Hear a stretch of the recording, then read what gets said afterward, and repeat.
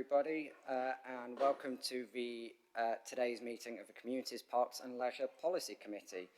I'm Councillor Curtis Crossland. I am the chair of this committee. This meeting is open to the public and it is being webcast and it will be available to watch on demand on the council's website, either live or at a later date. It's also possible that Sheffield Live TV will record and rebroadcast this meeting. Please can I request that mobile phones are switched on silent as to not to disturb the conduct of the meeting. I'll just check mine, yep, sorry. There is no fire test planned for today. If there is an emergency evacuation, please take instructions from the town hall staff, and the assembly point is Tudor Square. So for the benefit of the webcast, we'll go around now and introduce all the members and officers, if you can introduce yourself when you present your reports. So we'll start to my left. Yeah, good afternoon, Councillor Alan Hooper, Councillor for the West Ecclesfield Ward. Councillor Rob Rice, Councillor for the East Ecclesfield Ward. Marianne Elliott, Green Councillor for Gleaders Valley.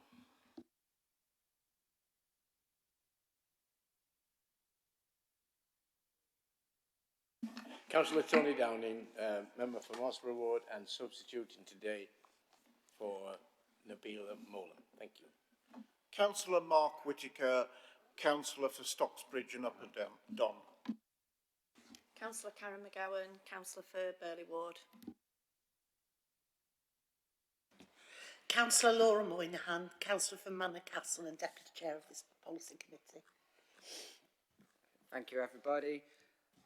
As Tony mentioned, we have had apologies from Councillor Nabila Maulana, and we've also had apologies from Councillor Willis Marshall as well.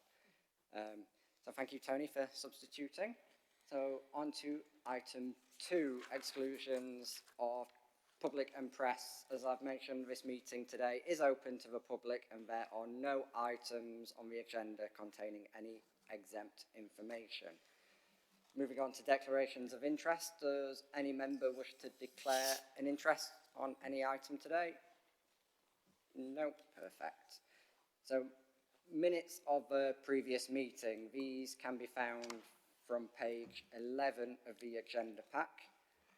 So we are being asked to approve the minutes of the Communities, Parks and Leisure Policy Committee, which was held on the 3rd of February. Are we all happy to approve those minutes? Agreed. Excellent. Thank you, everybody. Item 5 is a quick one today because it's public questions and petitions, but we haven't received any for today's meeting. So we'll move on to item 6, which is members' questions. There is a 10-minute limit for this item. We have received 5 questions submitted by Councillor Elliott. Written answers have been provided and circulated to all members earlier today. And this is an opportunity for, in this instance, Councillor Elliott to ask one supplementary question for each of the submitted questions. Do you have any supplementary questions? Thank you, Chair. I do have some supplementary thanks, not on all the questions though, and I'll be concise. So, number 1 was relating to this sort of 2-tier system that Healy Baths are operating. So, essentially, if people sign up for a membership, they get priority booking rights. So, I suppose my question is like this sort of 2-tier system based on people's income, you know, you kind of expect that with a private profit-making company, but for a council-run, well, a council swimming pool, people have been telling me that, you know, they think that's a bit of an odd decision to make. So I suppose my question is just around the decision-making around that. If there's any, I don't know if you can answer for everyone active though.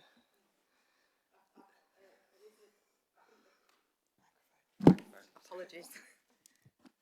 I'm Lisa Firth, I'm a Director of Parks, Leisure and Libraries, and the Everyone Active contract is in my remit. Councillor Elliott, I've provided responses on behalf of Everyone Active.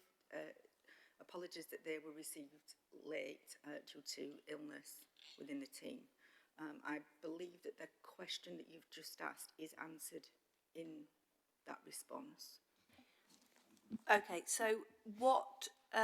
Sorry, what- is one... Is Sorry, this a I meant different to ask, question? what power does this committee have to ask Everyone Active to look into that new policy? As far as I'm aware, it isn't a new policy, and back, this is years ago now, when I wanted to get fit for my sins, and I joined, it will have been Sheffield City Trust on a gym membership back then. So even before this committee was set up, there was membership with certain perks associated with that membership, while people still get to pay and go on a sort of ad hoc basis as well. So I don't think the membership scheme is anything new for the city, and I believe this is fairly common for most, if not all, cities and all leisure centres as well. But if you want, we can take that up. We've got a briefing this Thursday, which we can ask sort of more detailed questions on this if you want, and I'm sure we can make time for that as well as we go forward.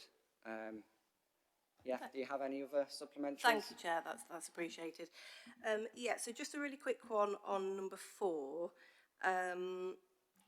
So I asked about the summer holiday provision, and I've received an answer which is reassuring. I just wondered very quickly, will there be enough time to make sure that we've got adequate summer provision given those time?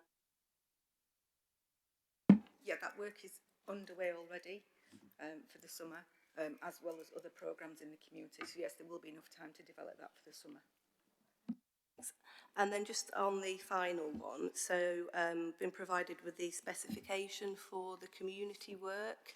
I mean, I've been hearing quite a lot about the fact that the community work perhaps isn't happening in the way that it might be expected to be, but also that perhaps Everyone Active haven't got as much experience in that sector. So I see this, and I see that the specifications are excellent, so I wondered if it's an opportunity for Everyone Active to sort of work with the community team to show that, you know, what they do in Sheffield could be a really good example for others to follow, and whether that approach, you agree with that approach?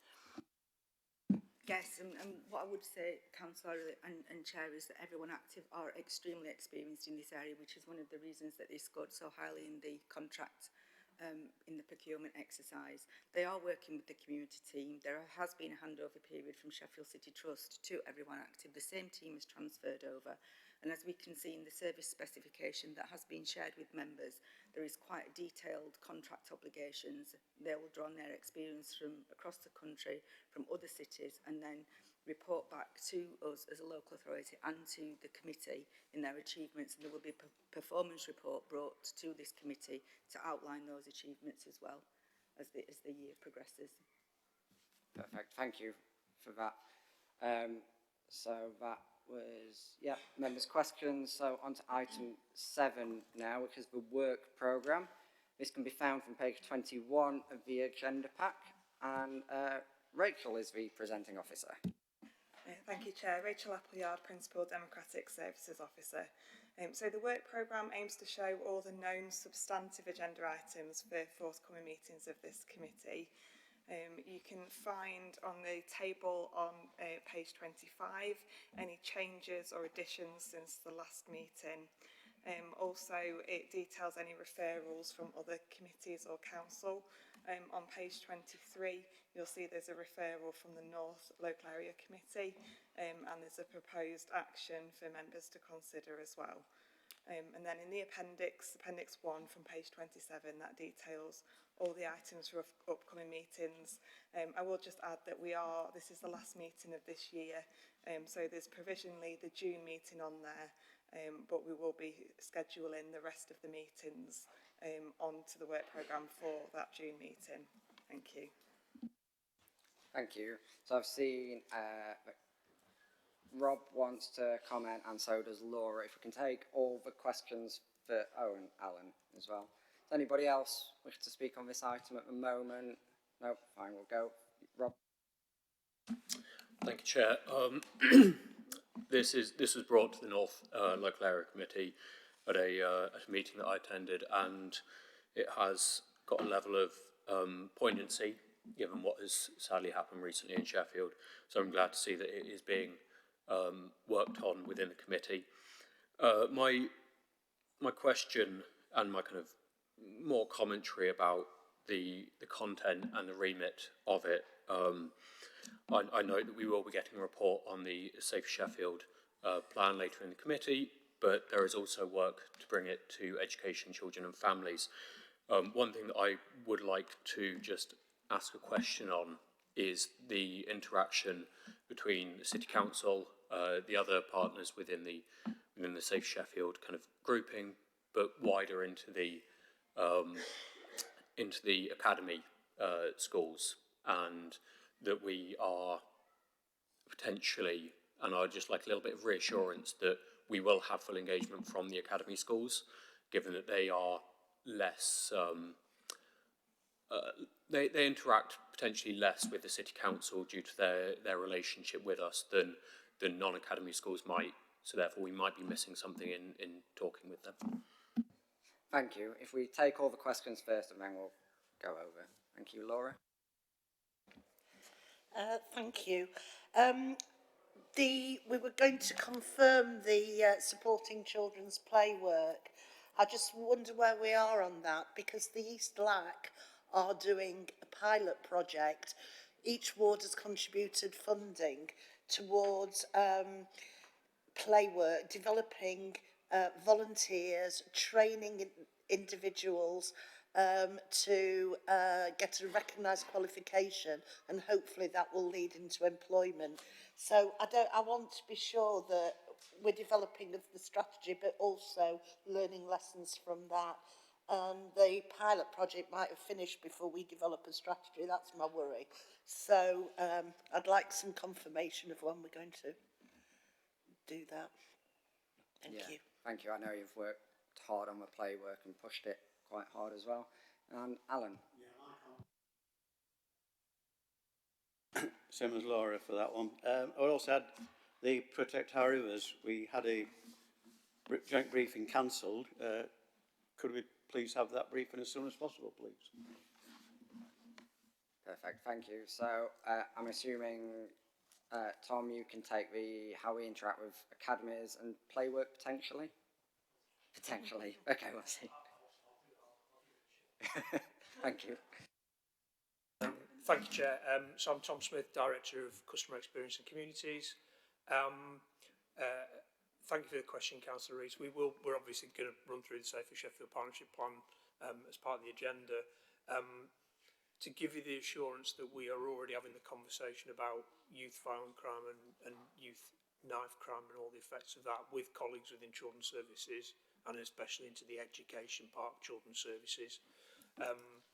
You know, the prevention of knife crime is, you know, as you've described, is a genuine partnership, multi-agency issue, which is not just about the enforcement bit. In fact, the biggest bit is young people, engagement with young people, genuinely changing behaviour.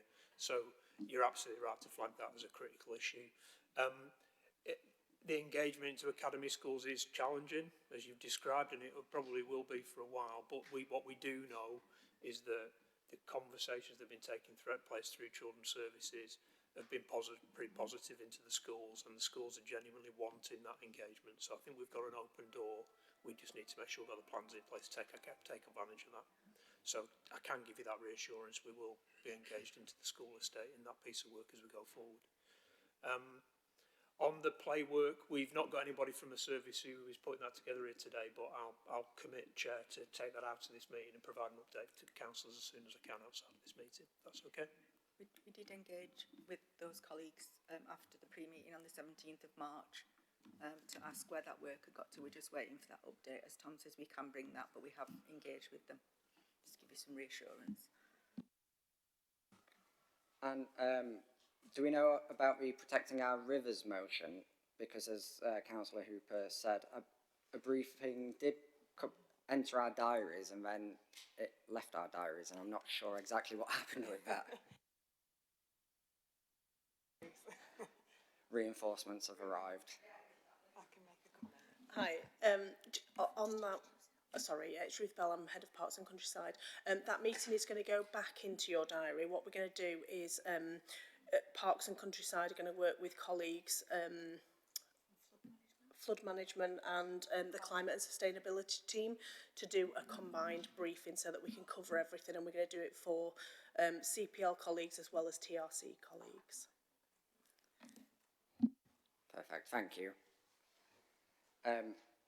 I think that the referral from the North LAC is an incredibly important one, so I welcome your comments on that, Tom. But I do think that ultimately a knife is just a tool, really, that people use, and while we do need to have discussions about how we remove that tool from people's hands, we also need to discuss and have conversations about why people are reaching for that in the first place. And I think doing a much wider report on this and bringing it back to committee later in the year is going to be so important, because all leaders in the city, not just political leaders, but religious leaders, cultural ones, voluntary leaders, we all need to play our part to change the culture around it and try and make our city a safer place for everybody. So I will look forward to this report coming back to us later in the year. So we are being asked to agree the work programme with the referral mentioned from the North Local Area Committee. Are we all agreed on that? Agreed, excellent, perfect. Thank you, everybody. So on to item 8, which is the 2024-25 Q3 Budget Monitoring Report.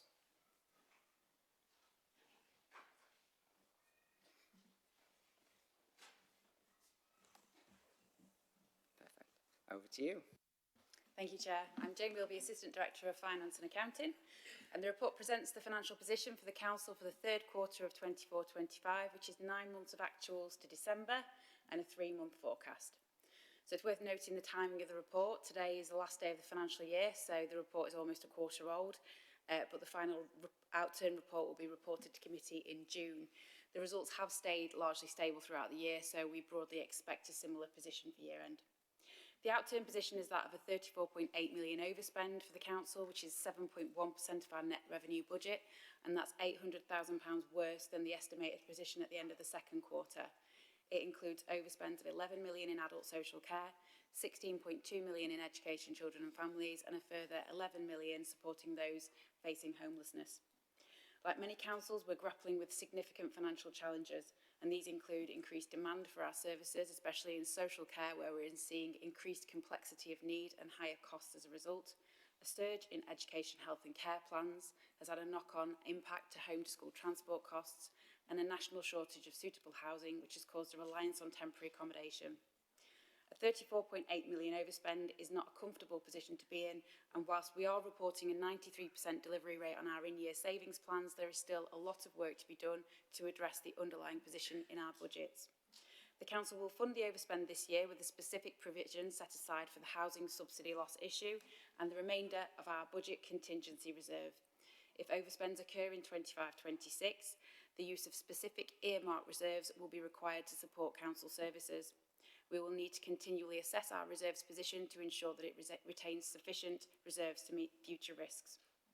In the Communities, Parks and Leisure Committee budgets, there is a forecast underspend of £200,000 against a net revenue budget of £36.7 million, and this includes delivery of £1.3 million worth of savings targets this year. The main risk in committee budgets is in bereavement services, where income is falling short of targets. Finance colleagues have been working with the service to understand the drivers of those budget challenges and support with developing business cases for investment in the service to support budget recovery and financial sustainability, and you'll hear more about the plans for the service later today. Underspends in parks, youth and business improvement areas are offsetting that overall position. The Council's overall response to the position is the Future Sheffield programme, which is our strategic approach to council-wide change that will help us modernise and improve the way we work and deliver a balanced budget, and it will capture some of the key challenges that we currently face. The Council set a balanced budget for 25-26, which was approved at full council in March, and it looked to address some of the key areas of budget challenge this year as part of that allocation process, which was guided by a priority-based approach. The local government finance settlement provided a higher than anticipated level of funding and provided for growth in core spending power above the national average, but still lower in real terms when we compare it to 2010 funding levels. The report is to note the financial position at Q3 and to ask for continued support from members and officers to help drive budget delivery and keep the council within overall resources and driving value for taxpayers' money. So I'm happy to take any questions on the in-year financial position. Thank you for that. I've seen one indication, which is from Laura. Thank you. Well, thanks for. I just want to thank all the staff for the work they've done because it's quite challenging. We're 0.2 million underspent. While that may seem good, does it have a knock-on effect on the quality of the services we're delivering? And also, youth services is underspent by the same amount. And part of the discussion we've had earlier is around young people. And it would seem to me that we shouldn't be underspending on youth services.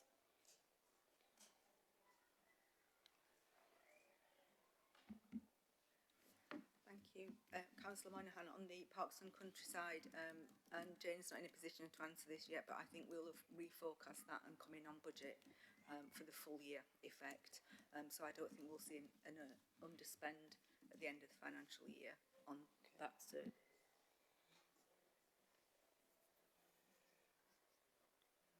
I'm afraid we don't have anyone from youth services here, so we can't answer that, but we can take it away, the question, and get a response for you.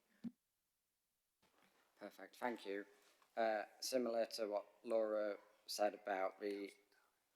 Oh, sorry, didn't see you down there. Councillor Downing. Yeah, thank you, Chair. Just on that, I know the people here are here not to be able to answer the question, but what I would like to stress is where the underspenders come and why, and obviously we need youth workers and youth services more than ever today, given what's been happening recently. Thank you. Thank you, Chair. Yep, Tom. I guess just to provide one reassurance, which is more of a generality than a youth services specific answer, but it will reflect youth services that up until the last literally 4 weeks, there have been no restrictions on recruitment in terms of the council into that particular service. So I suspect the underspend is likely not to be associated directly with deliberately not recruiting staff. It will potentially be other things like vacancy factors and other stuff within the service that don't necessarily deliver a detriment in the service, because that's the general position across the council. Just to add some further context on the youth services budgets, so the youth service did insource to the council a couple of years ago, and it's taken quite a while to kind of establish a stable baseline position. There was quite a bit of recruitment that was slipped and delayed into last year, so I think establishing that overall baseline establishment piece in the youth services has been quite challenging, which is why a lot of this has slipped forward. As Tom said, it's not been for lack of trying to recruit. I think it's just been quite difficult to establish what that normal level looks like for the service. But, I think I will go back and commit to providing further information about what the plans for future years are to make sure that we don't end up in that underspend position going forward. Thank you for that. And I realise that as a committee, we probably haven't had a briefing from youth services in a while, so I think we need to contact them and make sure that we hear directly from them as well. So unless there's any more questions, we are being asked to note the contents of this report. Are members agreed with that? Perfect, thank you. Thank you, Jane. So on to item 9, which is the Safer Sheffield Crime and Disorder Reduction Strategy 2025 to 2026.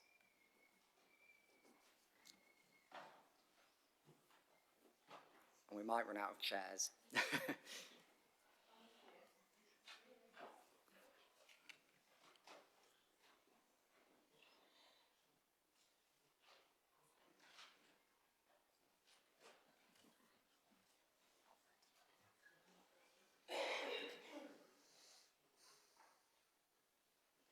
Thank you, Chair. Excellent, yeah. Feel free to introduce yourselves and make a start. I'm Jason Siddall. I'm the Head of Communities and I've got responsibility for the Safer Neighbourhood Service. Good afternoon, everybody. Paul Ferguson, Superintendent for Neighbourhoods and Policing in Sheffield. I'm Simon Mitchell, I'm the Community Safety Manager.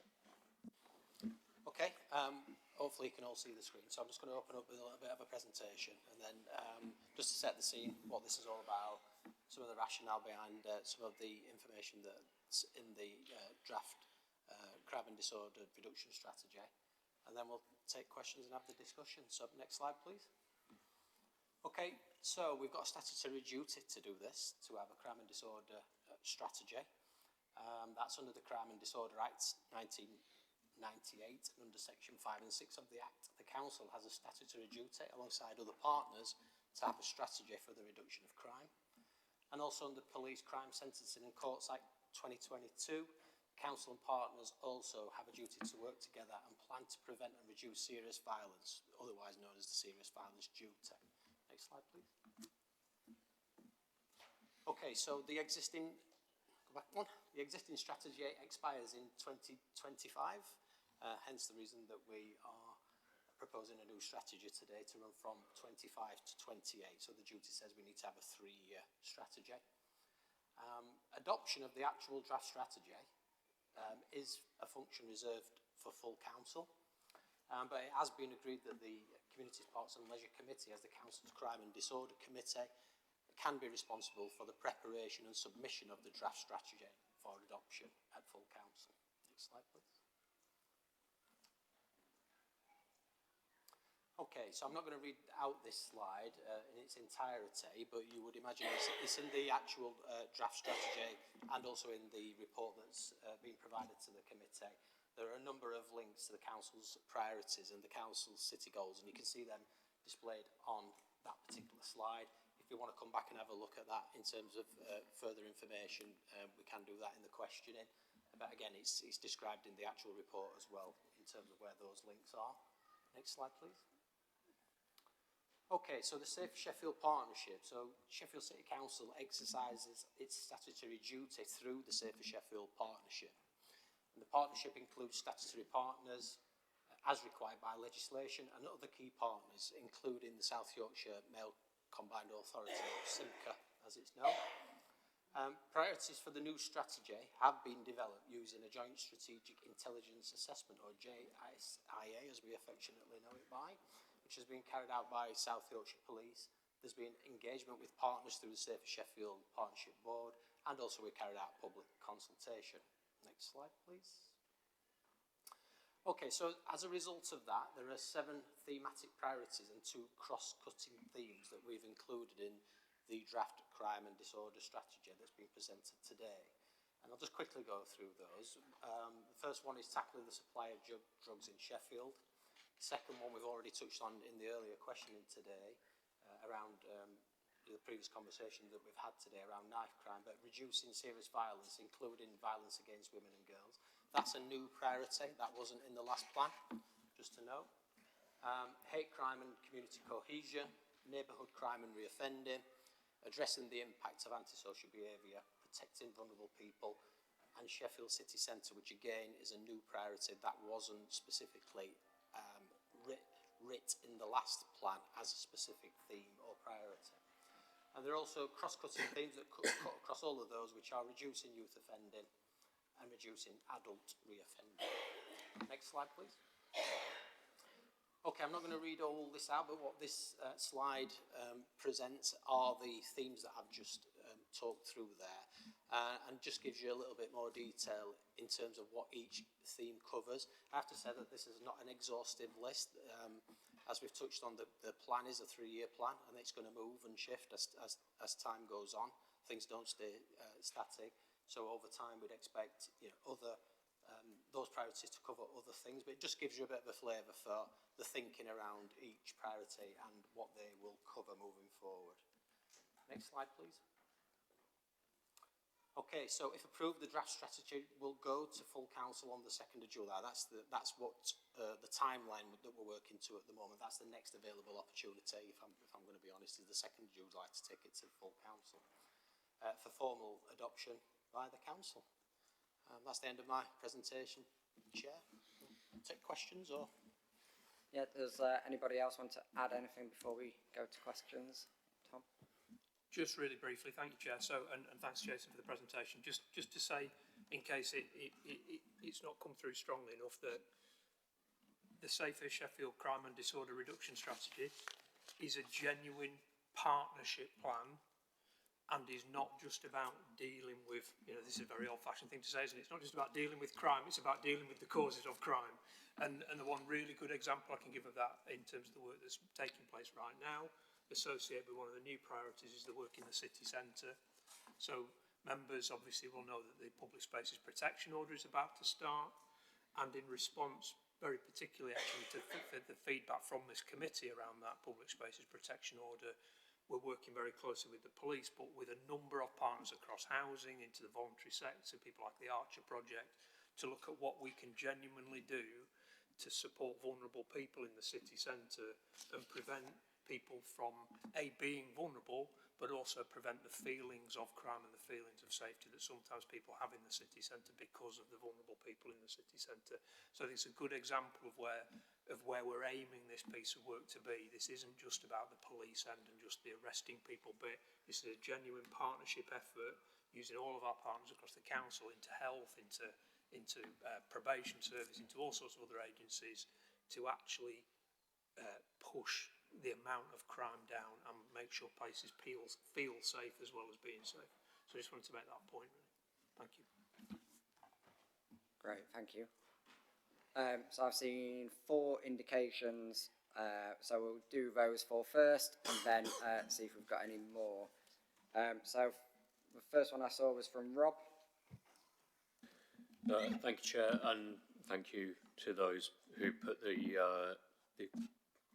report together and are working on the partnership. My first question doesn't directly come from myself, but from Councillor Willis Marshall, who's councillor up in Woodhouse, and during the he would like me to ask this question on his behalf.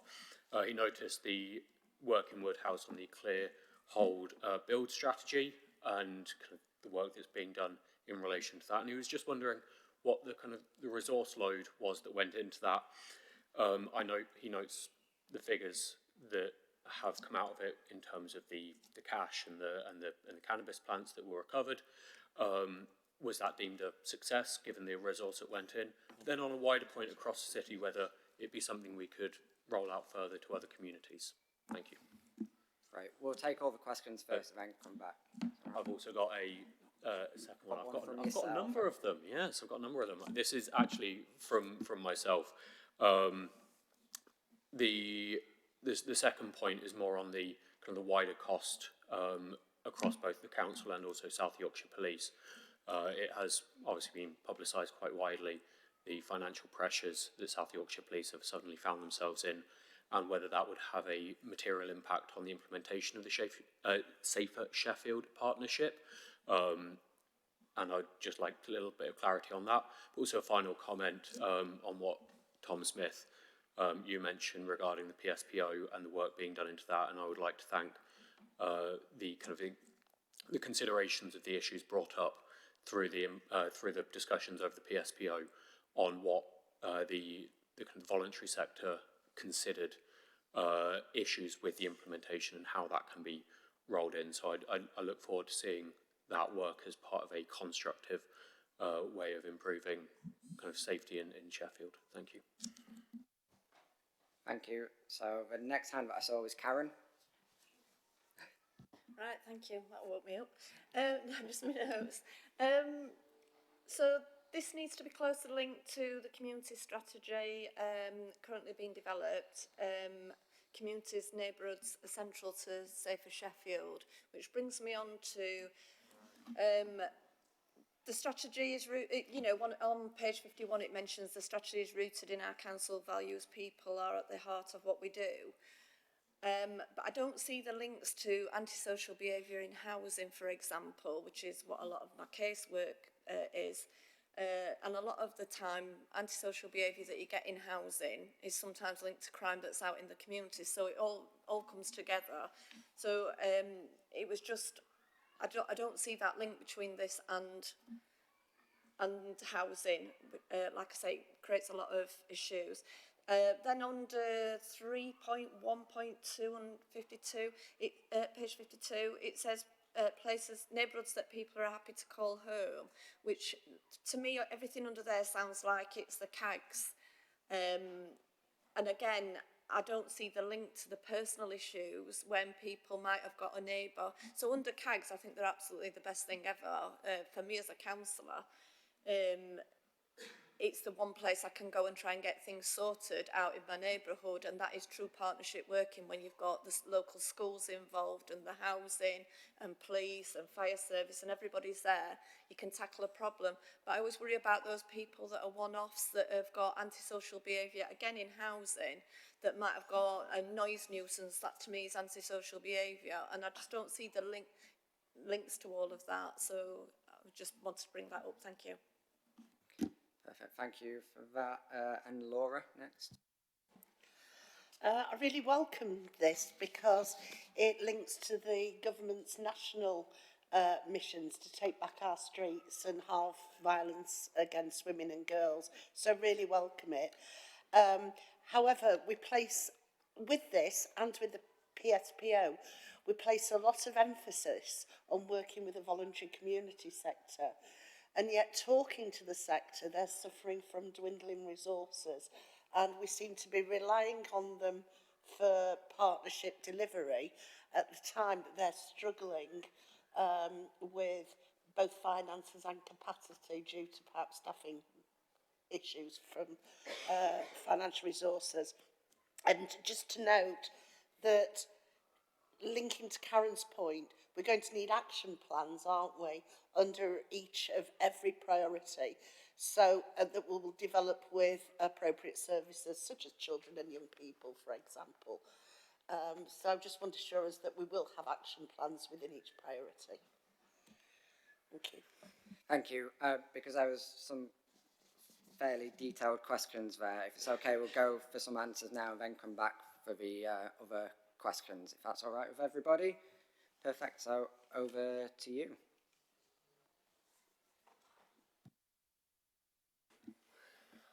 I'll lead on the answer for clear whole build. So every area, including Woodhouse, has a neighbourhood policing team, which works closely with our local authority counterparts. We deliberately increased resourcing there to give the extra capacity to do more. And what that meant was effectively bringing two detectives from our 45 team, 45 being our dedicated drugs and armed criminality team. They were seconded. Additional sergeant and two constables from other neighbourhood areas were seconded in to create an uplift of people to give that extra energy around the clear phase. With the work we did around targeting the organised crime group there, recovering drugs, recovering assets, which led to their imprisonment, remand, awaiting sentence, and vulnerable victims for cuckooing were found, located, safeguarded. And then there's a good exemplar around how that worked, because we found those vulnerable people, and if normal systems would have taken place, they would have found themselves potentially out of home, out of accommodation, but joint work done to re-accommodate out of area and make safe was achieved, to the point that now that organised crime group is taken out of Woodhouse, and the work is now underway with the community to hold, as per that sort of cyclical plan, and help to rebuild and strengthen the community. I think you asked the question of, has it been successful? I think all the feedback we have is that yes, it has been successful.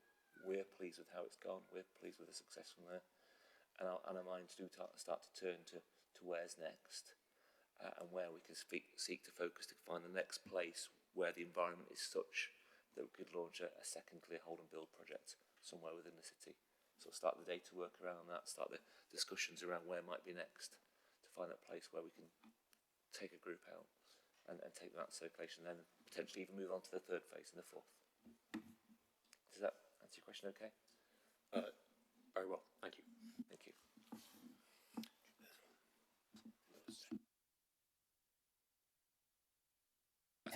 I think the second question was around police funding. You're all aware that it's a really difficult situation for policing in terms of the situation we find ourselves in. We are regularly updated by the Chief Constable in terms of where we are at. I think it's fair to say there isn't a definitive position. The feedback and the information that I and my colleagues are being briefed upon is that in conjunction with the Mayoral Office and with the Home Office, a plan is coming together to secure long-term activities. But it is timely today that Chief Constable launches her new strategic plan for the force moving forward. You might have heard us talk about the plan on the page in previous periods. This is sort of the revised plan. Our overarching vision, our vision as a force, delivering an excellent police service to support safer communities, supported by 3 key priorities. One of those is preventing crime and disorder. I think the lesson that we within South Yorkshire Police have learned is during austerity we retrenched, we became reactive. Demand, harm, risk grew because we were focused on responding rather than being preventative. I think that lesson has been well and truly learnt. I sincerely hope I hear no sounds or signs of any retrenchment from neighbourhood policing. Indeed, with this government's imperative and funding being made available, we are to increase our neighbourhood policing footprint and to grow. So whilst South Yorkshire Police is in probably a unique position with surrounding circumstances, the whole national agenda around improving neighbourhood policing is here, and apparently there are plans being developed down to the individual level of PC Smith and PC Jones moving into neighbourhood policing. So those vacant posts that we have now are being filled. Here in Sheffield I have a timeline, and I know the individual officers that are moving into places and the potential growth beyond that. So I've invested 28 years of my career almost in neighbourhood policing. I'm absolutely 100% passionate about what we're doing, and I'm not concerned for the future in terms of what that looks like for us. I think we're in a good place and we're going to get better and stronger. And then we had Karen's questions about the links with antisocial behaviour and housing and things. Thank you, Chair. So I think the first bit, and the bit I've wrote down my strongest, is the links with the community strategy, and I wholeheartedly agree with that, and that we need to do that.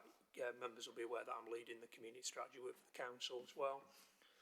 So hopefully there are strong links just through me, but we know, and what I said in the slight preamble earlier on, is that a large part of what is driving crime and social behaviour in local places is around communities and requires a community response, not necessarily an enforcement response or anything else, albeit that enforcement where it's required is the right thing to do.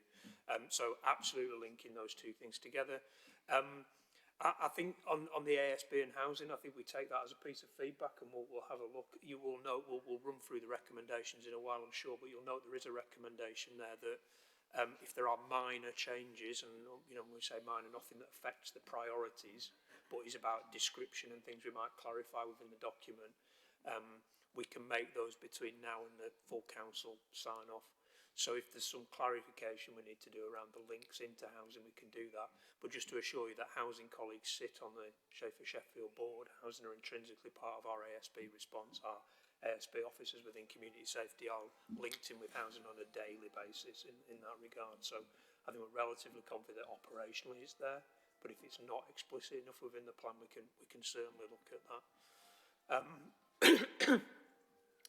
And then Councillor Moynihan's comments about the voluntary community faith, social enterprise sector, again, I think that's a really good point. I think my main reflection on that is that the way to start to address that is through that community strategy work, actually. And if we get our principles in place around the community strategy, there's a big piece of work then to do underneath that strategy around our relationship with the voluntary sector, how our commissioning supports the voluntary sector, how we're better at co-producing with the voluntary sector, and to try to deal with the feedback we get a lot, which is about, you know, we need to find a way through short-term funding issues, give people more certainty. And actually the same money then is likely to go further if we get in that regard, because it gives people that certainty to be able to get on with longer term pieces of work. So our intent is, A, we are engaged with the voluntary sector again through the community safety work, but the intent would be that we try to move that issue on in a more positive way through the community strategy work. Great, thank you. I think with regards to different services in the council as well, while we're the ones recommending it to full council as a Communities, Parks and Leisure Committee, it is agreed, or potentially not, at full council. It's full council that make the ultimate decision, and so it's up to, I think, every committee chair and every councillor in this chamber to make sure that we sort of live what's in this document, and that it is brought through every single department in this council as well. This is a strategy for the entire council, not just the Communities, Parks and Leisure Committee. So I did see indications from Councillor Hooper first, and then Councillor Downing. Thank you, Chair. Yeah, the 7 priorities. Mainly councillors' casework comes around antisocial behaviour. In that, you've got vehicle nuisance. I don't know what that means, but there's nothing in there for road safety, children's safety around schools, etc., etc. So is that what that means? We've got the 7 priorities. How will they be measured of success? Where's the measurement coming in from where we are now to where we will be in 2028? Mentions a lot about local area committees, and as chair of a local area committee, yeah, we'll take these on board. But to do that, we need the resources, both in staffing and help from other areas, and especially from our non-Sheffield City Council partners, to make sure that this works. 2 positive items. The neighbourhood policing teams, the north, I'm involved with both the northeast and part of the northwest, and I would say they're excellent. They really do support, and very visible, very local. So I'd like to pass my thanks on to them. A fortnight ago in the north, we hosted the South Yorkshire Rural Policing Team. They came on the quad bike and motorbikes, the off-road bikes, and gave us a couple of hours presentation and question and answers, which was really good. And I think that needs to be spread about, what the work that they're doing. They did mention that Derbyshire have got a bigger team than South Yorkshire, and so I'm really pleased that South Yorkshire's got the team. Probably could do, if we've got the resources, to expand on that, because not only off-road bikes, but all the issues with rural crime, especially around the Doncaster area, that spreads out into Lincolnshire. So yeah, so positives around that. So there were, but I would make a plea that if you want the LACs to actually be effective and do this, we need the resources and the support. Thank you. Thank you, Alan. Over to Tony.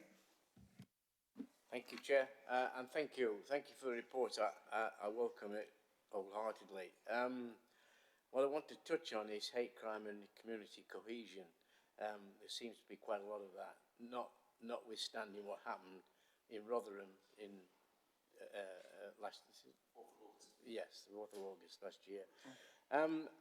I'm wondering, and I would be interested in that, and I know Superintendent Ferguson said that there has been issues with staffing police and getting police, but that this is something that now they're really looking at, with probably some funding from the government. I wanted to know really where you were with this, with hate crime, and how are you tackling this and going forward. Thank you. Right, thank you, Councillor. And finally, Councillor Elliott. Sorry, I probably caught you off guard then. Thank you, Chair. I was going to ask about road safety, but that's already been asked, so I'll wait for your answer on that one.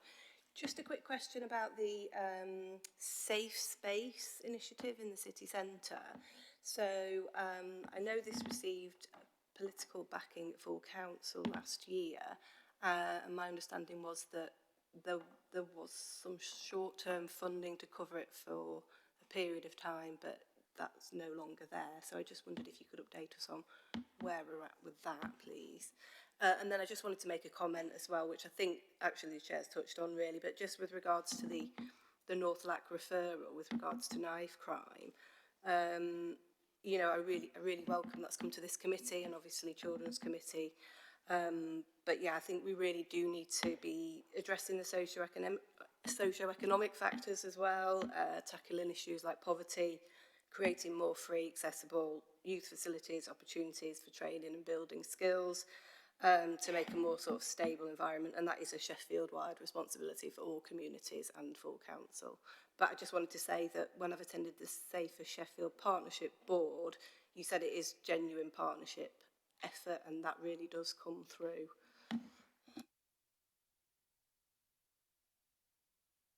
Perfect. Some good, varied questions. Yeah, there, thank you. Thanks for the question, Jeb.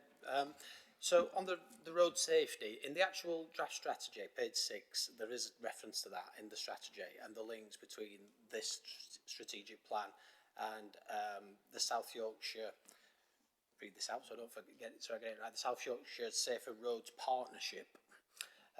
They've got a strategy which is called Vision Zero, and within the actual document itself we have provided the link. So in this strategic plan we've provided the link to that and made reference how we will work together to ensure road safety, where as far as this particular partnership can. But you'll appreciate, Councillor, that there's a separate strategic plan for road safety specifically.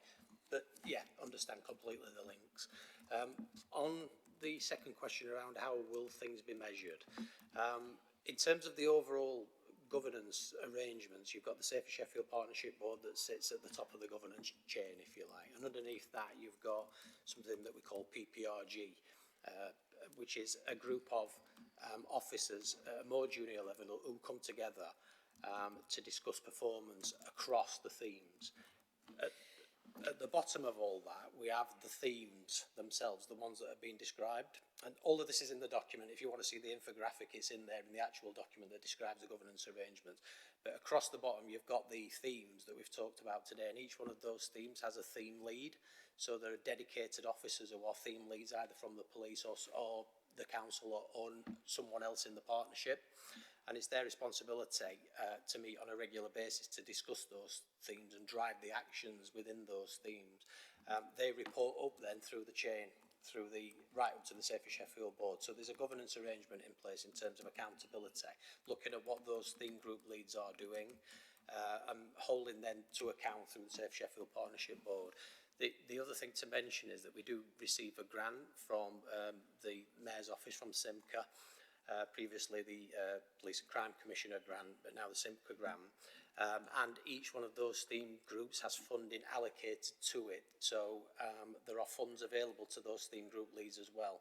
Each theme group, the representation of that group is partners specific to that particular topic. So if we take hate crime, for example, and this might answer your question actually as well, Councillor Dan, if you take hate crime, for example, there'll be a specific group discussing hate crime. They will have funding allocated to them to take actions, positive actions in that space. One good example of that is third-party reporting centres. So we funded last year third-party reporting centres across the city so people could go and report hate crime, not just to the police or council, but in a safer space. So that's just one example, and that was devised through that particular partnership group, and the funding came through the partnership. So hopefully that gives you a bit of a flavour of how the mechanism works. But it is described in the actual draft strategy as well, if you want to look at the detail of the infographic in there. Hopefully that covers maybe even some of your question as well, Councillor Downing. I can probably add a bit to Councillor Hooper's questions and Councillor Downing, if I may. So, Councillor Hooper, in terms of road safety, so Vision Zero is a national approach to improving road safety. And it's an approach that is embodied within in South Yorkshire. There's the South Safer Roads Partnership, and some of the work around that is around, we call them, we love acronyms, RPG, Road Policing Group, otherwise known as traffic cops. They have key tasks working to key accident and collision hotspots areas to improve road safety there. They're also doing work with our neighbourhood teams to support them, train, develop, to make sure we're trying to galvanise the activities of PCSOs and neighbourhood officers as well around the hotspot areas. It includes things like we actually use a lorry cab, so it's high, so you can look down on motorways and other roads and see into people that are cleaning their teeth, shaving, texting you name it, on motorways, work around there. So some really good work that's getting shape and direction for across the county there in terms of improving the safety of our roads. Touched upon, we do have a dedicated wildlife and rural crime team. To be honest, it's something we did neglect. We sort of focused our attention centrally, I think, to a certain extent, and didn't give some of our rural communities the support that they needed, some of our isolated villages, agricultural and other areas. We have a team there now that's working with the National Farmers Union and rural communities, neighbourhood watchers out there to try and support, help prevent crime, but also to take proactive crime, to investigate anything from badger baiting, hare coursing, scramblers going around farmers' fields, killing of hen harriers, you name it, and we do work cross-border. It's probably one of those things when, no matter how big your team is, it could always be bigger and better, but it's a good team. They're really, really effective. I think you also talked about how we measure ourselves. The Joint Strategic Intelligence Assessment, JSIA, another acronym for you, is a 3-year document that's co-produced that helps shape our priorities. It also measures our performance. So the JSIA helps shape these priorities, so we don't just dream them up. So hopefully that helps answer that. Thank you, sir. And then in terms of the hate crime and cohesion, Councillor Downing, we have officers dedicated to that particular work. We know that hate crime is particularly harmful, it's particularly insidious, and I think the events of last summer particularly demonstrated that. We have colleagues dedicated to those areas, whether it be from an investigative point of view, because we want to give a dedicated service. We deliberately say this is a premium service because of those harmful effects across those protected characteristics. And at the same time, we want to build bridges with communities. We want to engender trust. We want to build relationships. So, for example, Cullen Pride last June or July, we were there, we were supporting the event organisers. We wanted it to be a safe, welcoming environment. We had a presence there to try and build bridges and relationships there with the community there. So we're trying to do our very, very best to reduce hate crime, to improve the investigative outcomes, and also build community relationships through better confidence. Thank you. Just to add on the performance, I think it's also worth mentioning that the Safe Sheffield Partnership has a responsibility to produce a year-end report. So we're going through that at the moment. We produced one last year, that's on the council's website. And within that, it will show the measures that we've taken and the successes that we've had, or not, as the case may be. So there will be a year-end report. We're working on that for this last financial year at this moment in time. That'll be published in the next month or so. Just by way of reference to the actual draft strategy as well, from page 17 onwards, there's each of the priorities is set out in terms of what we're going to do to tackle those issues, and also some case studies as well in there. So if you want to have a look through those case studies, there's some real examples there of where the work that we've done has been really effective. Thanks, Chair. And then apologies, just to round off a few of the other bits at the end, if that's okay. So just on the performance issue, I'm conscious, I think Councillor Moynihan asked a very specific question earlier that I don't think we quite answered, and then we've been talking performance, I've realised. So every single one of those priority groups will have an action plan against which we will be able to monitor delivery. And the intent is that going forward, that Community Parks and Leisure Committee will get an annual report around the Safer Sheffield plan, so that we can clearly, this committee can monitor the performance against that plan as well. In terms of the question around local area committees needing the resources in terms of staffing to deliver in communities, again, I end up in my stuck record about the community strategy again, frankly. The community strategy, the aim of that ultimately is that it will change the way the council actually delivers into communities and enable a much more community-focused way of doing things. So my expectation, Councillor Hooper, is that community strategy will ultimately deliver much more focused service into communities and hopefully address exactly what we've been talking about in terms of whether services are genuinely engaged in local working and neighbourhood level working as we move on. And then probably the final point really, and it is really a broad point, and I'll make it very briefly and then maybe just leave it hanging there, is that link in terms of what is genuinely driving crime, antisocial behaviour, the issues we have with hate and community cohesion in some communities, what drove last August and the horrible racist violence that took place last August, what actually drove that and what underlined it. And actually I think what Councillor Elliott spoke about and what we were talking about last Friday in Greg Fell, our Director of Public Health's piece of work around poverty, is that the way through some of this is actually genuinely for this city to start to address poverty and inequality across the city in all that it does.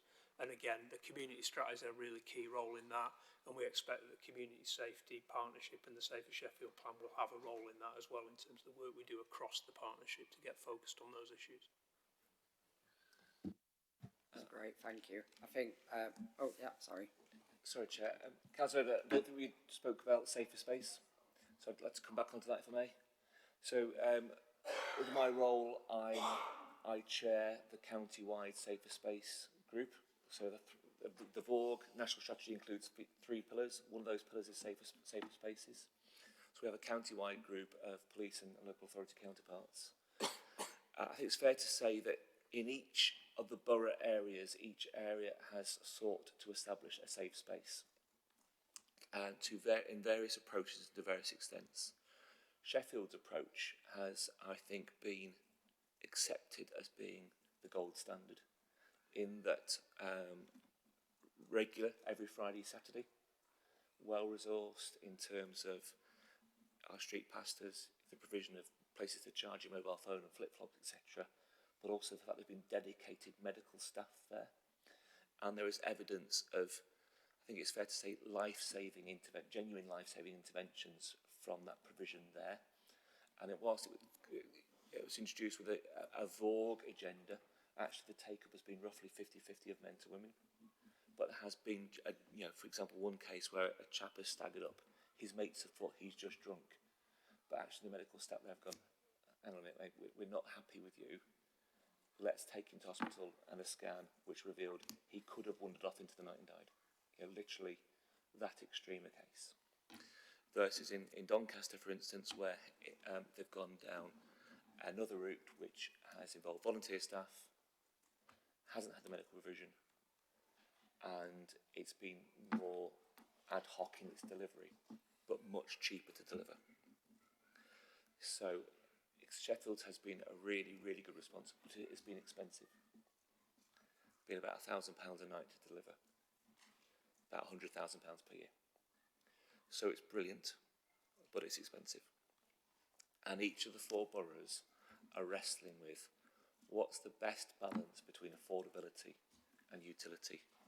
And whilst everybody wants it to go ahead, everybody thinks it's a good idea to have somewhere within a nighttime economy which is a safe space, which is somewhere where vulnerable people can be supported, somewhere where people can navigate their way to find someone to look after them. How do we pay for it on a sustainable footing? And I think collectively we're all working on that. I don't think anywhere in the county has achieved a sustainable plan yet. Thank you. Thank you, that's really useful to know. So is that £2,000 per weekend then, essentially? Yeah. And finally, Laura. Sorry, you made me think of something else then. I think it's an excellent initiative, particularly the fact that we've got medical intervention there. And I wondered if we could quantify what that might save the NHS. If people were presenting at A&E, for example, rather than being saved, then whether there's any input for funding from the NHS. And I forgot the other point, which you'll probably be pleased to know. And also, if it relates to the nighttime economy, so surely there are links there to economic development and skills and the culture strategy. So, again, looking at funding models from the nighttime economy sector, for example. Some really good points there, and I am conscious of time. So I'm looking to Tom now. Would we be able to add this onto our Monday briefings that we have? And yeah, have you got anything to add to that quickly? Very, very briefly. So, of course, we can have a talk about it. I think we are in the place of looking for alternative funding models. We wrote to all of our statutory partners and asked them to fund it, and unfortunately, at the moment, none of them have got the budget available to fund it from within the partnership. That includes the local NHS colleagues as well. So, we're going to have to look at different funding options, I think, going forward. Thank you. I think looking at the plan more broadly, I was happy to see that the plan is split into priorities, and each priority has a group which is responsible for it and a lead, and each of those leads will be reporting to somebody else. So there is accountability there, and it is based on numbers as well. And seeing the annual review come back to this committee every year will be really important for us to hold people accountable on this. I think it's a good step in the right direction for the city. Now, as I say, conscious of time, we've spoken on this 40 minutes, so I'm going to move us to the vote, if that's okay. So the report contains recommendations for approval on page 48 of the agenda pack. Are we all agreed on those recommendations? Agreed. Excellent. That's passed unanimously. Thank you very much. Thank you, everybody, on that one. So we'll now move on to item 10 of the agenda. This is a progress update on our bereavement services strategy. This can be found from page 95 of the agenda pack.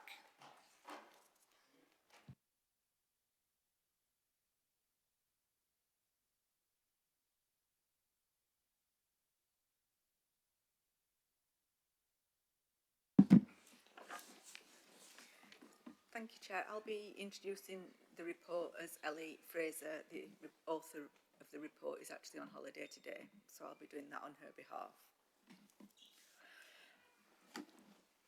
So this is a report updating committee on the progress on developing a bereavement services strategy, in brackets cremation and cemeteries, I'll come on to. In terms of why we're bringing the report, the council currently lacks a formal cremation and cemetery services strategy, which could lead to challenges such as limited burial space, outdated funding models and deteriorating infrastructure.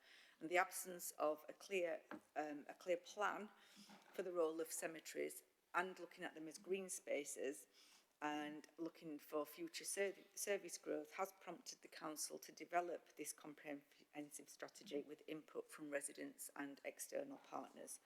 And this report sets out the progress that has been made since this committee made a decision to develop a strategy in November 2023. Assuming that members have read the report, I'm not going to go through it in complete detail, just draw your attention to some key points to note. So the proposal at section 2 of the report, 2.1, so since the committee decision in November 2023, good progress has been made and the council has completed a public consultation and engagement and it formed a cross-party task and finish group and identified several sites for new cemeteries, and that work is progressing through the Strategy and Resources Committee, which heard an update report on that last week. At section 2.2 of the report, it explains that the Task and Finish group recommended renaming the strategy to more accurately reflect its scope. So the group felt that including bereavement in the title was somewhat misleading, as the strategy specifically focused on the provision of cremation and burial services within the remit of the council, and it wasn't intended to encompass a comprehensive bereavement service such as funeral director services or bereavement support, which falls outside its remit. And so, based on that recommendation, we've changed the title of the strategy to the catchy title of Cremation and Cemetery Services Strategy, or I think the CCSS as we'll call it going forwards, if members agree to that recommendation today.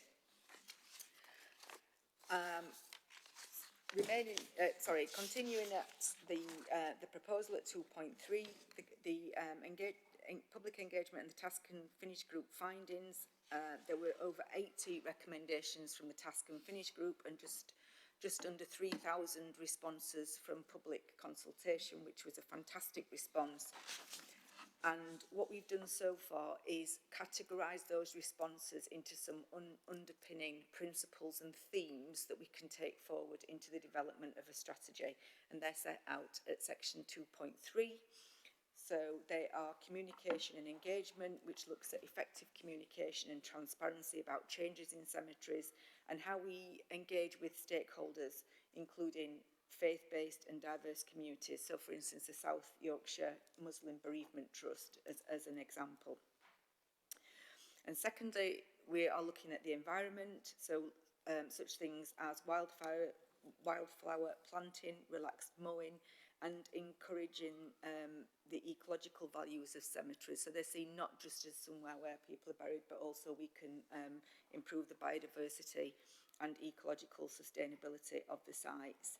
And that will also be an element that is considered in the green and open spaces strategy as well. So we see these as green spaces as well as burial grounds. Financial sustainability, we've heard a lot in this committee about the bereavement services budget, and I think Jane touched on that when she updated the financial position. And how do we make the service sustainable for the future and to enable the service to deliver quality services to the bereaved of Sheffield. Forward thinking and innovation links to that. So issues such as reusing burial spaces, exploring options outside council-owned land, and looking at innovative technologies all need to be considered for the future development of cemeteries and our crematoria. And then working in partnership with stakeholders. So looking to enhance service delivery, for instance, exploring private sector partnerships where these can provide services that the council is unable to offer. So that might be something on a small scale like a cafe or a tea room that is provided at, let's just say, City Road Cemetery, for instance. And then the overall service offer and quality. We need to be clearer on the rules and regulations, increase our staff diversity, and better resources for grave maintenance and consistent enforcement of those rules and regulations around our cemeteries and crematoria. And these principles will inform the creation of a specific action plan that will sit underneath of them, that we will bring to you for you to approve and set out how we can develop the service and how these principles can be incorporated into the cremation and cemetery services strategy. So in conclusion, the other thing I just wanted to add is there is an initial equality impact assessment that has been started with this work as well, and that will develop as the work is developed, because there are equality implications for the development of any bereavement services strategy. So in conclusion, we believe that developing this strategy will ensure that the cremation and cemetery services that are offered by the council are effectively managed, that they remain inclusive and responsive to the diverse needs of Sheffield's population. Therefore, there are 5 recommendations for the report: to note the contents, to note the change of name from bereavement to cremation and cemetery services strategy, note the progress made by officers in developing the strategy, and agree that we should continue with this work as outlined in the report, and that we will bring a further report back to committee for discussion later in the summer when the dates have been confirmed. Thank you. Thank you for that update.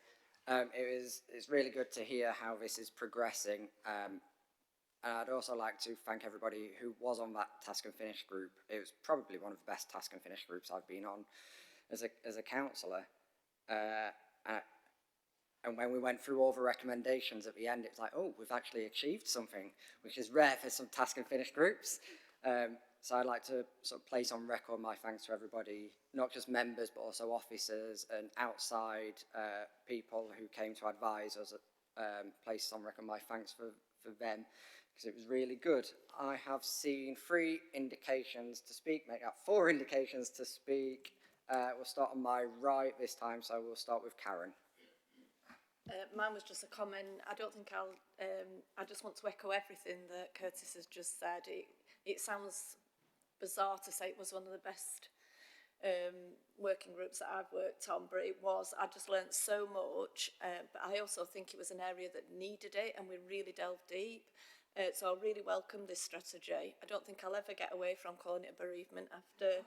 I just think I even wrote it down here as a bereavement. But yeah, just thank you to everybody, and I'm really pleased to see that if we can do some work around the financial model, it'll mean that we'll be okay for the future, and which is what being one of the big issues, I think. And that. So thank you very much to everybody involved. Thank you for those comments. We'll go over to Rob now. So yeah, I've got 2 questions, one financial and one procedural. The first on the financial, I note in the finances presented earlier that there was a 0.7 million overspend on the bereavement. And whilst this strategy looks at the cemetery and cremation strategy, I was just wondering whether you could shed some light on the reasoning of that overspend, but also whether there is anything that could be done as part of this that can feed into reducing that overspend slightly.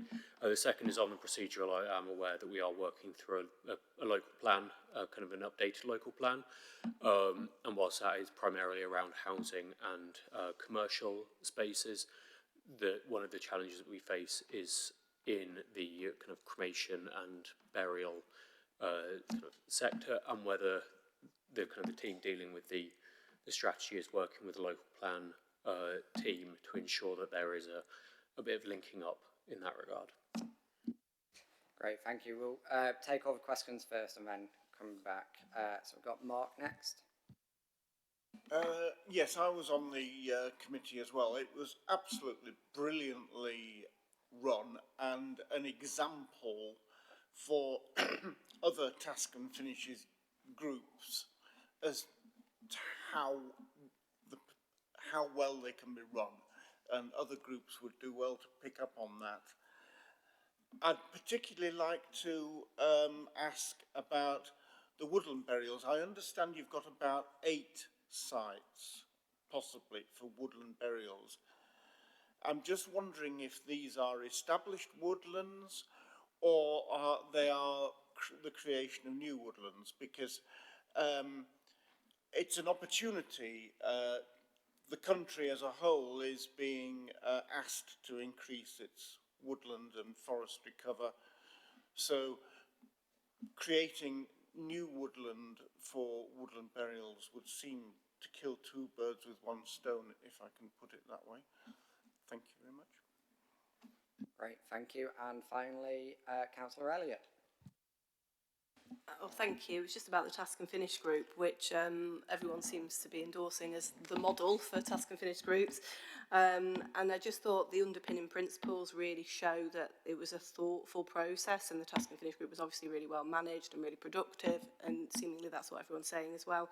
So I just think with these 80 recommendations, will there be a chance for the committee to get an update on those recommendations and how they're progressing? Because I think that would really show that the committee sort of values the time that people have put in, especially the external partners. Thank you. Sorry, I did just see Tony's hand right at the end then as well, so we'll go to Tony. Thank you, Chair. Yeah, thank you. Obviously, not being on this committee, but it sounds as though the task and finish group have been very good. There's only one thing I'd like to pick up on, and it's just a sort of passing, more or less a comment, but there might be a question in there as well. 2.3, bullet point 2, the environment sustainability practices. Now, obviously we welcome anything that would preserve ecology and the well-being of people. But I just wonder if the cemeteries would look unkempt, if you're saying the relaxing and the mowing, and things like that. And I wondered if any if any feedback comes in on that, whether you could act on it. Thank you. Right, so lots of varied questions there. So, Okay, thank you, Chair. Please give me a nudge if I miss anything, and I hope Ruth is taking note of the comments on the Task and Finish group for the Green and Open Spaces Strategy Task and Finish group. We've got a lot to live up to. Okay, so thank you for your thanks. I will pass that on to Ellie and the team, so thank you for that. So Councillor Rees, the financial model and the 0.7 overspend is actually an under recovery of income. So it shows as an overspend, but that is actually an under recovery of income. And we have looked in detail as to why that is. The death rate has actually been lower in this financial year than in previous financial years, which is positive but does have an impact on the number of funerals that we carry out.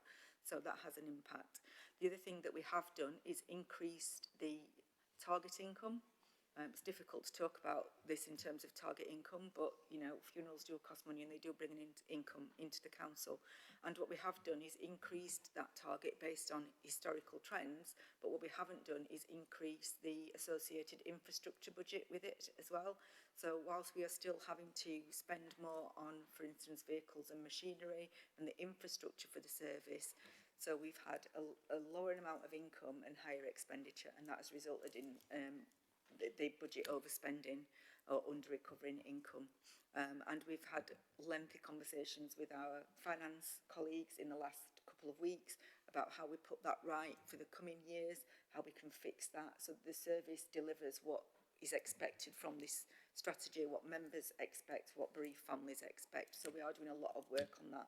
But they're the two main reasons. The costs have continued to increase and the income that we've received has decreased. Can I just make a very quick comment on there that I'm very pleased about the increased longevity of residents of Sheffield's lives, and I think that should be reflected, that being such a great place to live, that people keep on wanting to carry on living here and putting off the inevitable. So I think we should be very thankful for that. That's also a positive for our mortuary medical legal centre as well. So whilst we under recover income because of a low death rate, it's also a positive for the work that our mortuary carries out each year as well. So it is a positive on the whole. You also asked about the local plan and the work to find the new cemetery sites. Yes, that is being done in conjunction with colleagues from property, from planning, and in consideration of the draft local plan. So my understanding is that there aren't sites identified in the draft local plan specifically for cemeteries, but they are being considered as part of that drafting. So they're working very closely together on that. Councillor Whitaker, you asked about the Task and Finish group. So yes, thank you. I've pointed to Ruth. You said that there were 8 sites identified for woodland burials.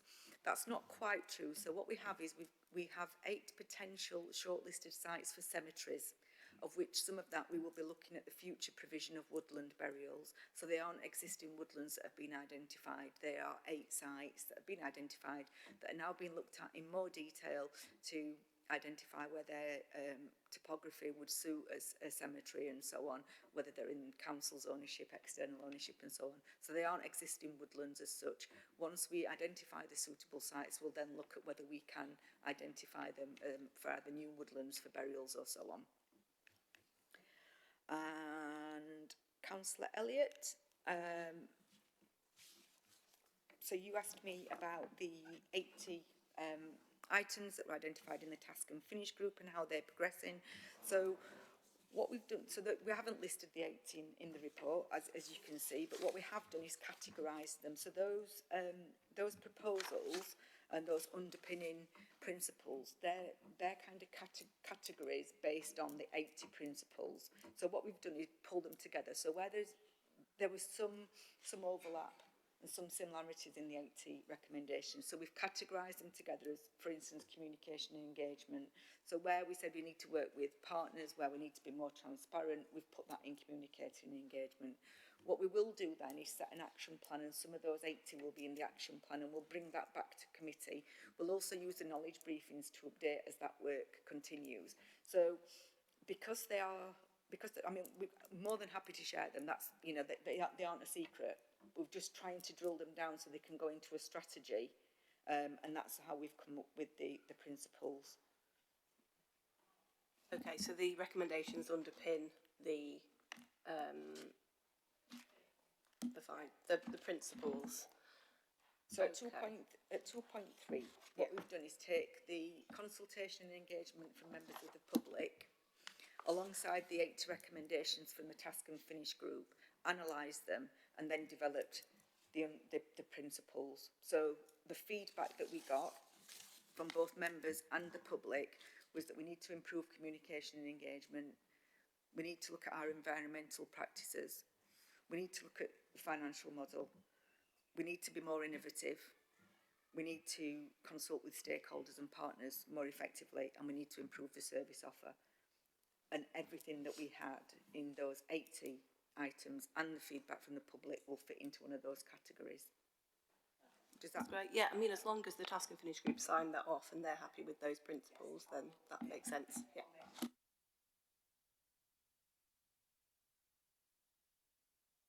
Last but not least, Councillor Downing, you asked about the environmental sustainability and items like relaxed mowing.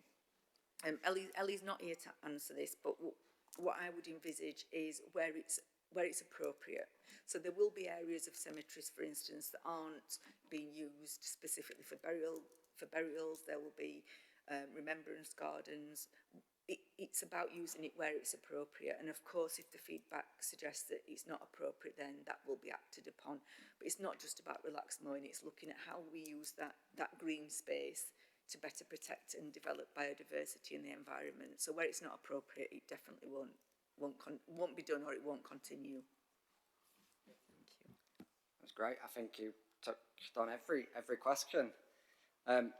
I think, Councillor Downing, you raised a good point about the relaxed mowing that was raised in the task and finish group. And I think somebody mentioned that for cemeteries, the grass is a walkway as well. So it wouldn't meet health and safety requirements to let that grow anyway. So it will be where appropriate.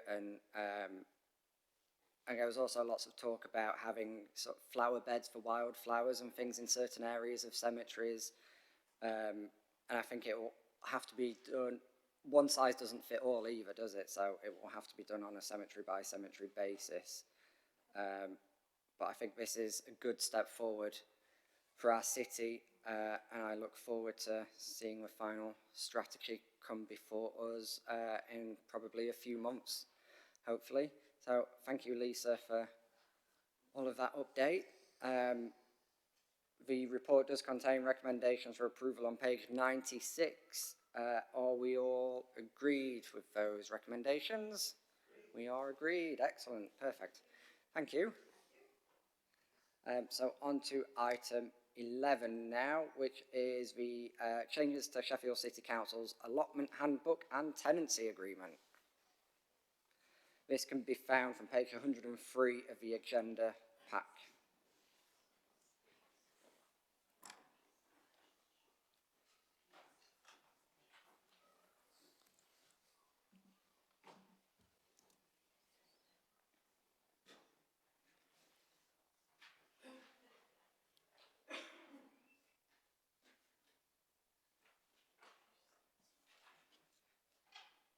Welcome. If you wouldn't mind introducing yourself, and then you can make a start whenever you're ready. Thank you, and good afternoon, everyone. I'm James Musgrave, the Allotment Manager.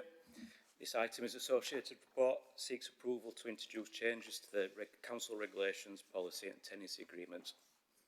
The report also provides an update to the allotment strategy and seeks approval to the approach to the allotment strategy review. For my briefing, I will first address the policy regulations and tenancy agreement and conclude with the allotment strategy. To start, I'll give you a brief introduction to the allotment service, which will give context to the decision. The provision of local authority allotments is statutory duty. The provision is administered by a team totalling 3.5 full-time equivalent. And we provide around 3,400 allotments at around 70 varied sites across the city. The current handbook and tenancy agreement has been in place since 2012, and along with the policies provide the framework for the council to meet those legal requirements. The framework encompasses the council's administration allotment tenancy journey, from registering an interest for an allotment to the conclusion of a tenancy and beyond. The current handbook tenancy agreement policies are no longer fit for addressing the evolving challenges and statutory duties facing allotments. This is in addition to these documents not being available in a fully digitised or interactive formats. Tenancy agreements and policies are frequently contested or misinterpreted. This results in increased administrative burden on the council's negatively impacts council tenants of allotments. It also negatively impacts the estate and the allotment management. Using the framework provided by Allotments Act and the Law and Property Acts and taking notice of the council's digital strategy, the proposal seeks to approve and establish a robust and enforceable tenancy agreement, ensuring the council meets its statutory obligations while aligning with the objectives outlined in the council plan and the Sheffield Green and Open Spaces strategy. The proposal carries over existing elements of policy tenancy agreement with additional enhancements, along with the recommendations that the current allotment handbook be replaced with a new digital version of Sheffield City Council's allotment advice, regulations and policy. It will be easily accessible and offer much needed clarity. The proposal will include the following key changes. All allotment fires must be contained within an incinerator.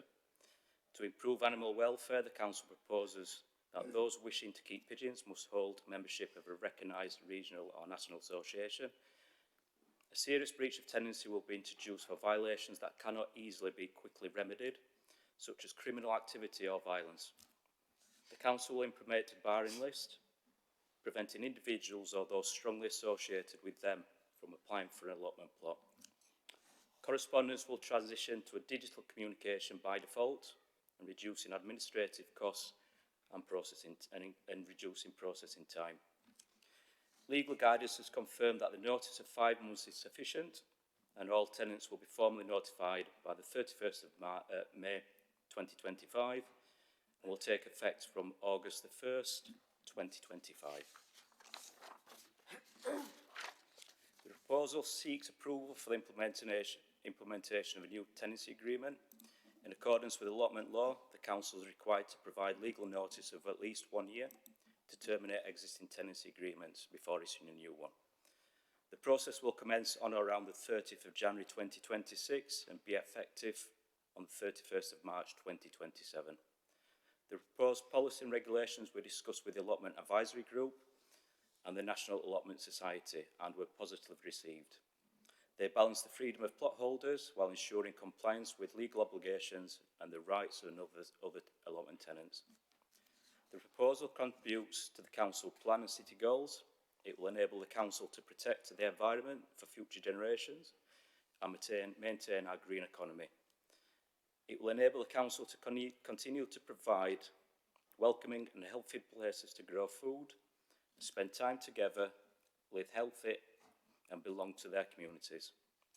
Failure to approve these revisions will compromise the council's ability to enforce tenancy agreements effectively, leading to the continued breaches, the increased administration challenges and potential non-compliance with the statutory responsibilities. It will also hinder the progress towards the strategic goals set out in the council plan and the Sheffield Green and Open Spaces strategy. It is recommended to approve the proposed tenancy agreement regulations and policy to ensure effective management of Sheffield's allotments. I'll now provide you an update of the allotment strategy and set out actions on the approach to allotment strategy review and future proposals. Sheffield City Council published the Growing Together Allotment Strategy back in 2002.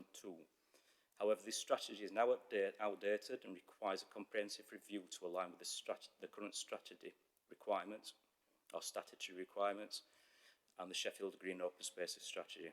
The review will assess the 5 core aims of the 2002 strategy and will determine the extent to which they have been achieved. The Green and Open Spaces strategy will remain the overarching framework and any decision regarding a future allotment strategy should align with subsequent iterations of the green and open spaces strategy. During this interim period and establishment of the future green and open spaces strategy, the allotment service will continue to maintain high standards in line with the Sheffield standard, address the waiting list through plot division and improvements to currently unlettable plots, strengthen community and local partnerships. In preparation for the strategic review, the Council will conduct a customer survey of allotment tenants during the 2025 growing season. This feedback will inform future decisions and improvements within the allotment service. The proposal seeks approval for the Council's approach to the allotment strategy review. And this concludes my presentation. If you've got any more questions, I'll be more than happy to answer them. Thank you for that very comprehensive report. I know that this has been quite a long time in the making, and I do believe that it should hopefully set the service up on some great foundations to be able to be tough when we need to be tough with people who break the rules, but also modernise the service a bit and drag us into the 21st century and digitise and just make it far more efficient and effective for tenants. So I think it's a good step forward. I've seen 3 indications to speak. I'm going to break a pattern now and go to Marianne first. Thank you, Chair. I wasn't expecting that. Thank you for this handbook. It's brilliant. It's really, really good. I was just looking through the advice and particularly the composting advice. It's really comprehensive and helpful. Just wanted to look at the new provision with regards to fires. So obviously smoke pollution is a real health issue, and certainly in my ward is particularly problematic because of the topography. So personally, I'd like to see less burning, but I hope the requirement to burn in a container and the composting advice will help to mitigate that. I've attended the advisory group a few times, and I know this was quite a contentious issue, sort of balancing up public health with, the need to burn stuff on site. So is the advisory group pretty much on board with this? Really, that was my question. Perfect, thank you. If we go over to Mark first, we'll take a load of questions and then come over for the answer. So Mark.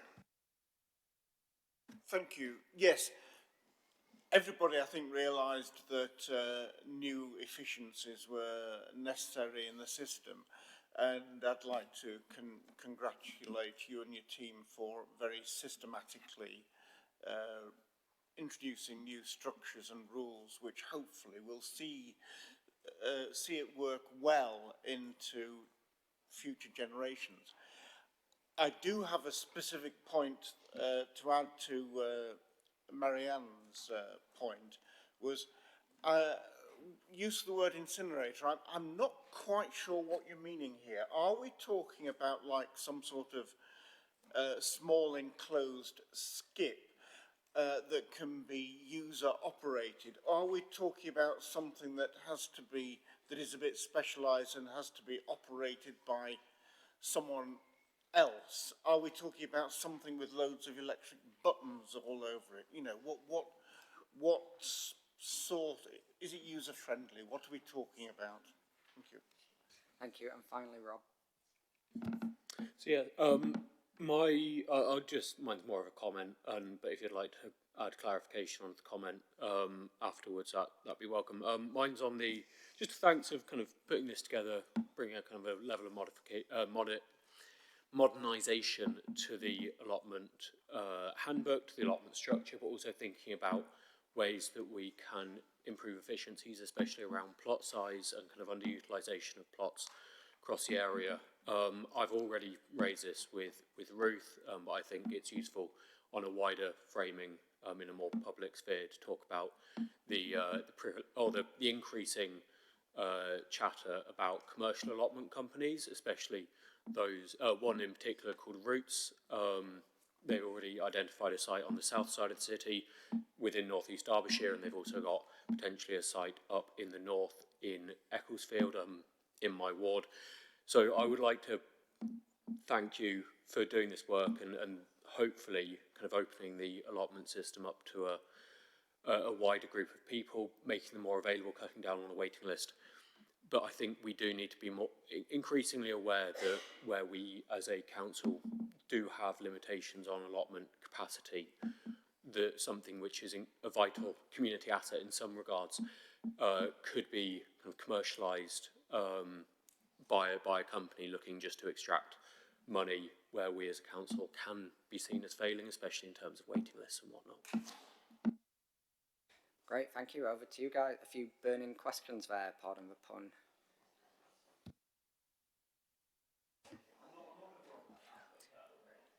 We're going to be a bit controversial if it's okay, and we're going to take those questions in reverse order. So just to start with yours, Councillor Rees, if you don't mind. Yeah, absolutely. We are seeing commercial operators come into the city, and I think that's probably a good thing, because you are right, there are some limitations as to what we can offer, and if there are other people available to fill some of those gaps, I don't think that's a bad thing. They often offer very small plots, which might be more attractive to groups of people who might see the size of some of our plots and think, I can't do that. I think also it's probably worth referring back to the bereavement strategy that's no longer called a bereavement strategy. I forget all the letters. The council does have whilst we do have a lot of land, when you're looking at new land, we have a limited amount and we have a number of calls on it. So when we look at land, we do consider what it might be, and that includes things like a cemetery, a woodland site, and also an allotment. So yeah, one of the things that we are going to be looking at is whether there is any potential elsewhere in the city for future allotment sites.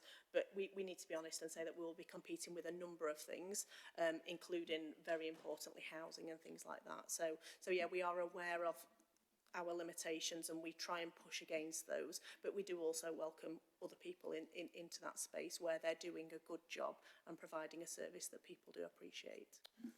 Can I just add a little comment? You don't need to respond. I do realise you've got this. Whether we could have a level, obviously we've got oversight within the kind of internal council allotments, that they do function and that they are providing kind of a service to the city. If we do see these commercial allotments come into fruition and are created, I would make a point through this committee of saying, actually, I would like to have an oversight and a kind of a way of enforcement and making sure that they are contributing to the community, because it is right that we as a council have view of that, and that we need to think about potentially the licensing implications and the responsibilities to the local community that these organisations might have. So I would ask, if they do get developed, that we have a way of inspection and kind of oversight. Thank you.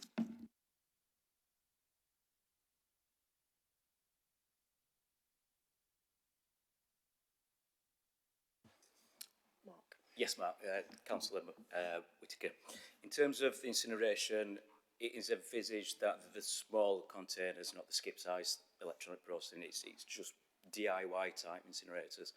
What we're asking of the tenancies we have issues with commercial waste disposal, to want the word disposal of green waste from outside allotments. The process of using an incinerator, raising it off the ground, gives us the opportunity to enforce those instances where we're finding settees, household waste being disposed of on allotment plots. I believe that a medium-sized incinerator that you can get from most DIY suppliers will be sufficient to dispose of what is organic or what is grown on the allotment through a growing season. Anything else, then we'd be questioning why they'd be burning that much green waste or disposing of household materials through fire.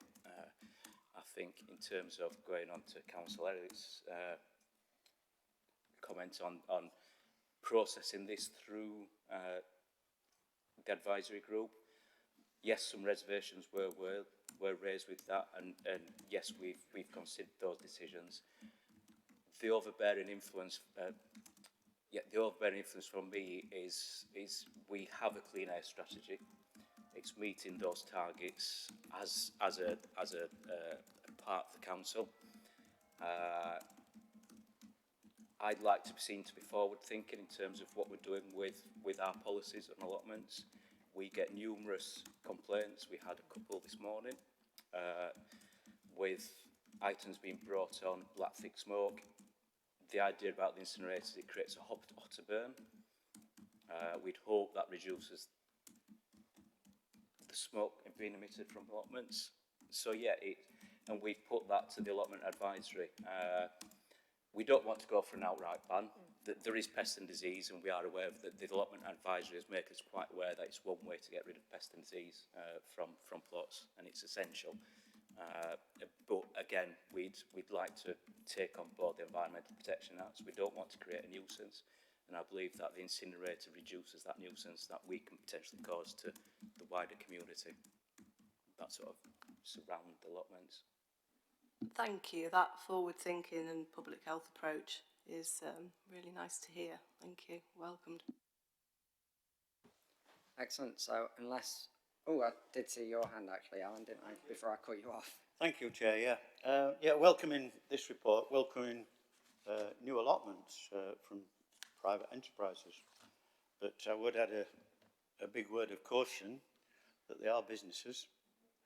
They're running for business, and how will they be regulated? Council allotments are well regulated, know what they're doing. These, at the present time, aren't regulated. They will need, I believe, they need planning permission. Putting any structures on these areas of land, and they may need permission for access because they're at back of wherever. And Roots aren't the only one that are promoting this. There are others within the city, and there will be more. So I think the council needs to get their heads together, different departments, to make sure these allotments are legal and are providing allotments for the local people in the right places, but with regulation. I fear for them, actually, unregulated. Thank you. Thank you for that. I think it would be interesting to hear some about national guidance on that. I'm assuming it would be a planning issue.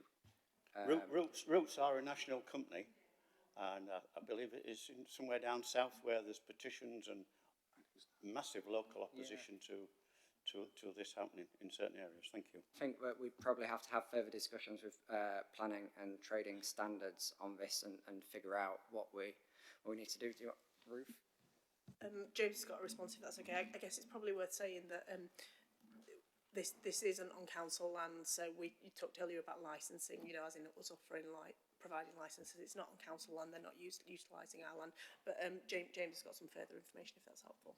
It's not further information, it's just sort of my point of view, but yeah, we welcome people the opportunity to grow food sustainably. We are aware of the challenges that brings to the service. This report and documents that go with it give us the ability to put our house in order, to make sure we're providing the best service we can provide, and obviously the allotment statutory responsibility within the council. We hope to be able to provide that best opportunity to our communities. Yeah. Perfect, thank you. Sorry about that. So I know I'm going to make this very brief. I think a little bit of work with the planning enforcement team at the planning department regarding the kind of responsibilities under permitted development in the Greenbelt might be useful, because there have been issues raised across the country regarding this, and we just need to make sure that it is all above board and that everyone is aware of their responsibilities. I think we can probably discuss this at a briefing and via email as well.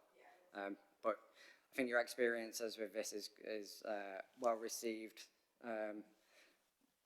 Looking at Sheffield City Council's allotments, I do think that what we've got in front of us is a good step forward for the city. I think that the handbook is really good, really informative. I learned a lot reading the papers for today, so I thought it was really good. So I'm going to move us to the recommendations on page 105. Are we all agreed with those recommendations? We are all agreed. Excellent, thank you.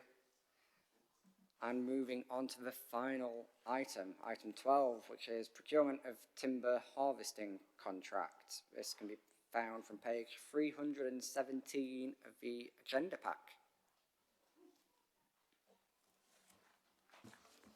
I'm going to talk to this item if that's okay, but I'd like to introduce my colleague Richard Gill, who is from our Woodlands team. He will very ably answer any questions that you might have. So I'm going to keep this fairly brief. I'm going to assume that you've all read and digested the paper. We've obviously talked about this in our pre-meetings.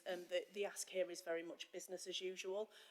Our current contract for timber harvesting expires in spring 25, so this spring, and a new contract needs to be put in place in advance of us starting the new harvesting season in autumn this year. We're looking to appoint an operator or operators to be part of a framework for the provision of timber harvesting as part of the management of the Parks and Countryside woodlands. The contract will provide timber harvesting services for the productive conifer plantations within the council's peak estate, in accordance with the approved woodland management plan. So that is where we have conifer plantations. This isn't taking down trees within our regular woodlands. It's associated with those conifer plantations. You're probably all aware, but that sustainably grown timber is sold, and the income forms a really large percentage of the annual woodlands budget. It's nearly half of that budget. That budget which is spent on managing the city's woodland estate. So we're proposing that we go out to tender for a contract lasting up to 4 years, starting in 2025, to allow for a competitive and flexible work programme, all of which is dependent on market conditions, which obviously we have no control over at all. Based on the current income patterns, we think the total value of the contract will be somewhere in the region of £150,000 to £250,000 per year before costs are deducted. So I'll go over the recommendations in a second, but this is a continuation of work that we already do. We currently have a contract which is expiring, and we're seeking to put in place a replacement one, but this isn't new or different work. To go over the recommendations, we're asking that the committee, first of all, note the contents of the report, but then also approve the commissioning of an up to 4-year contract with an estimated value of up to £1 million across that 4-year contract term. Thank you. Thank you. Anybody got anything else to add before I open it up to questions? No. Laura? This might be my total lack of understanding, but I'm just wondering why this has come here, because I would have thought it was an operational decision rather than a policy decision. It absolutely does. It's the level of the spend. Because we might spend up to £1 million over that 4-year period, we're required to seek approval from yourselves before we go out and tender that contract. But yes, you're right, it's a business as usual, regular thing. It's just quite an expensive one. I believe we've been doing this for decades, haven't we? So you're right, it is an operational decision, and the council loves making extra work for itself, so there we go. So unless we've got any further questions, no, we'll move to recommendations on page 319. Are we all agreed with those recommendations? We are unanimously agreed. And that brings us to the end of our agenda and the end of our municipal year. So that's the last meeting for us, for Communities, Parks and Leisure. Have a good afternoon, everybody, and let's see you on the other side. Can I just add one thing before we leave? Yeah, no, it's a thanks to the chair and to Councillor Moynihan and Councillor Elliott for being group spokespeople for leading this this committee, for providing us with direction, and your hard work is very much appreciated from the rest of us. So thank you. Oh, everyone's jumping in now. It was to echo that, but it was also to ask. My understanding is that I forgot what your titles are. That you don't have separate. Yeah, you three don't have separate briefings, and I thought that was the agreement on all committees now, that all councillors are involved in all the briefings, and that's what I've been told. But we've not been getting them as a full committee, because it seems odd that you know a lot more than we do, and I think we should all know everything. We're not a massive committee, so I just wanted to plea for the future that we get involved in all of it.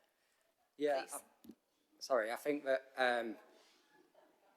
in terms of briefings, I think the trio were invited to everything. I can't actually remember what invites go out to the wider membership of a committee, and which, because I just go to everything, obviously, but we can look into that if you want. And Well, you'll realise that we've never been to any of your 3 committees because we've never been invited, but my understanding was that as councillors, we should be invited. I don't even know when they happen. So, which, I don't know what briefings. The one we had this morning, for example. oh, the I think it was communities just- one. yeah, of it was course, just okay. us We'll check 3. up on that. And yeah, thank you. It's a good My point. understanding was that we were supposed to be invited, but we never get invited. It would make it easier for us because we have to brief them again then. Yeah. So I've had to brief them before this meeting and our meeting this morning. And different committees do it in different ways, don't they, with who comes to what. But if you want to, there's no secrets or anything. So yeah, of course, yeah, yeah.